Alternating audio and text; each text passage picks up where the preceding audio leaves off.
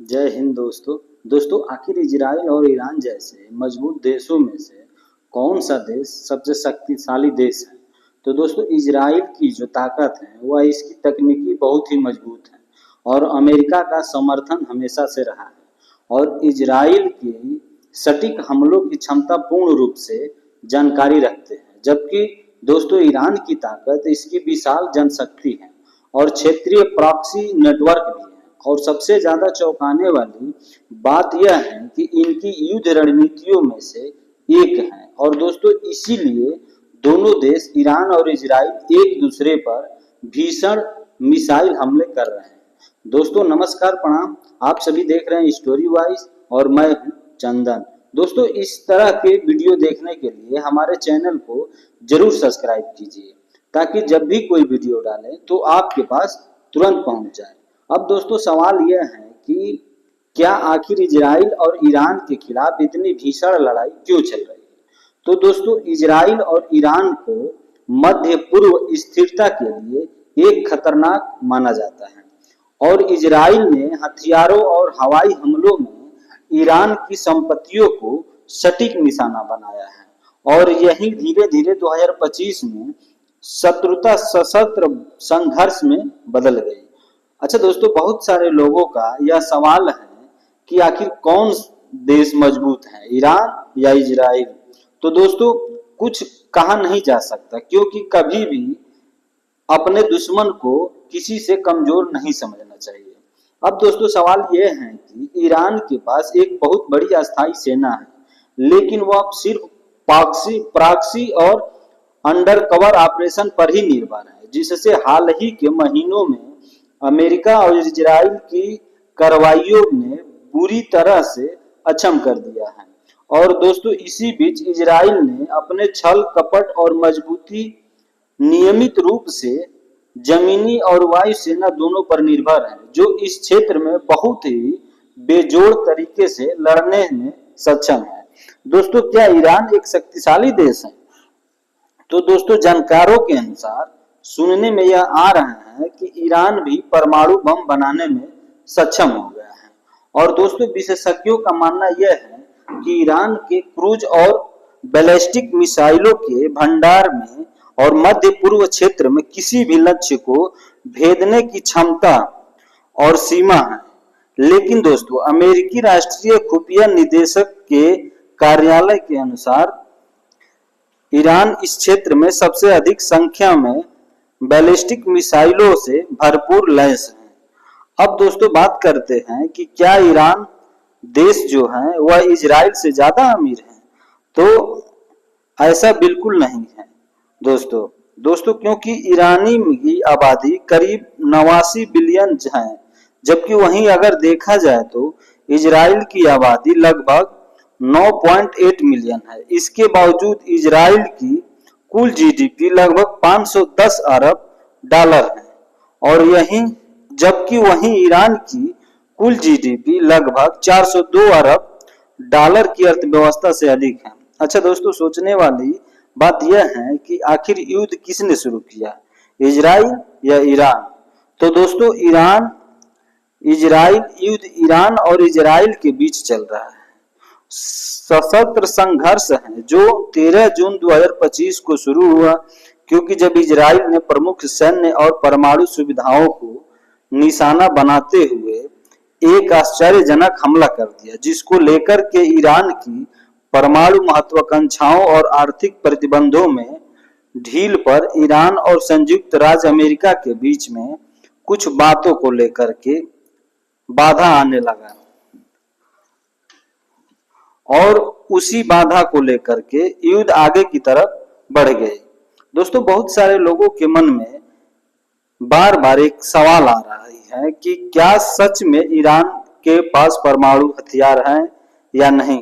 तो दोस्तों सच में ईरान के परमाणु कार्यक्रम में नाटकीय रूप से विस्तार किया हुआ है और समृद्धि यूरेनियम भंडार JCPOA की सीमा से 10 गुना अधिक है। दोस्तों कुछ हथियार ग्रेड शुद्धता के करीब भी हैं और IA के अनुसार ईरान एक ऐसी सामग्री का उत्पादन करने वाला है है कि एकमात्र गैर परमाणु हथियार वाला देश है।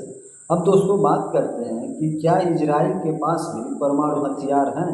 तो दोस्तों माना यह जाता है कि इजराइल के पास परमाणु हथियार हैं और इजराइल न तो इसकी पुष्टि करता है और न ही इसे से इनकार भी करता है। अब देखिए दोस्तों, इजराइल कितना चतुर देश है। अरे भाई, अगर आपके पास परमाणु हथियार हैं तो बता दिए, नहीं तो साफ मना कर दो। लेकिन ऐसा नहीं है दोस्तों, पाकिस्तान थोड़े हैं कि हर बात में परमाणु बम की धमकी देता रहेगा। दोस्तों, ईरान पर नज़र रखने वाली अमेरिका स्थित मानवाधिकार संस्था human rights activities news agency के अनुसार इजराइल के हवाई हमलों में ईरान में लगभग 639 लोग मारे गए हैं।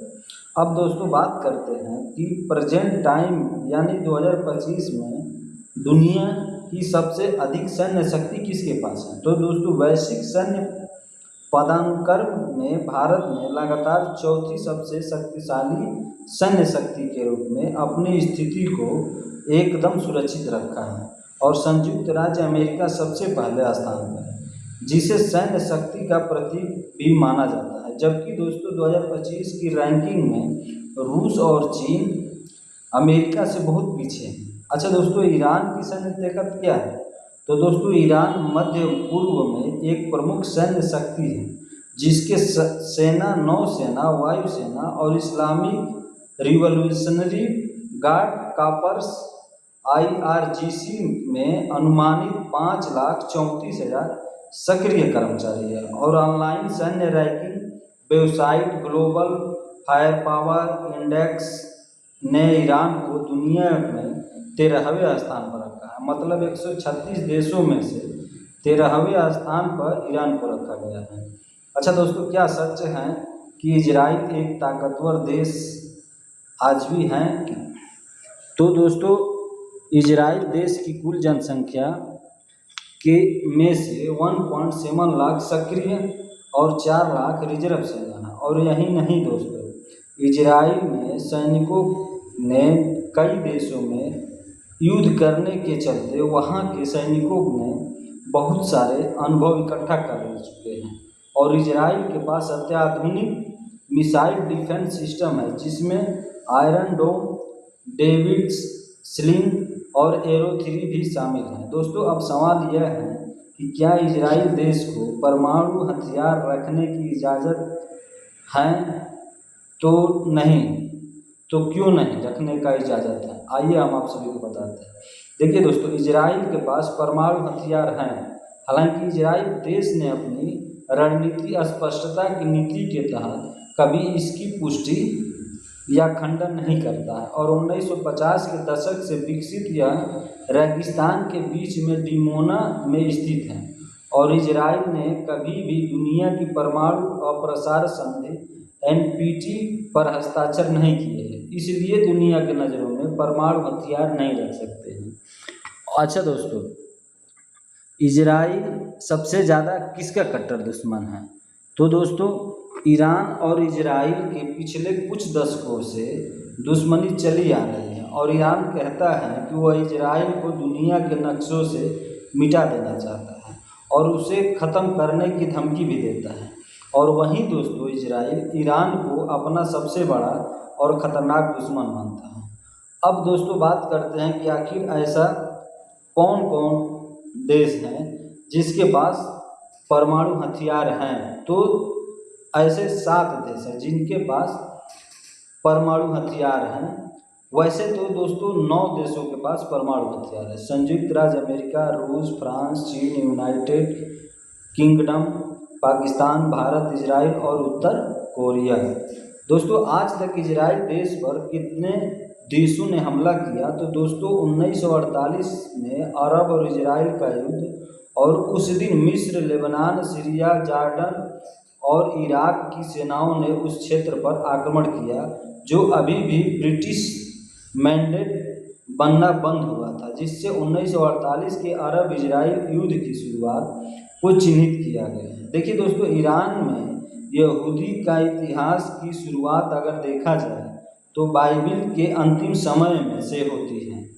यशायाह, दानिएल, एज्रा, नहेमाया इतिहास और एस्तेर की बाइबिल की पुस्तकों में फारसी में यहूदी के जीवन और अनुभवों को साझा किया गया है।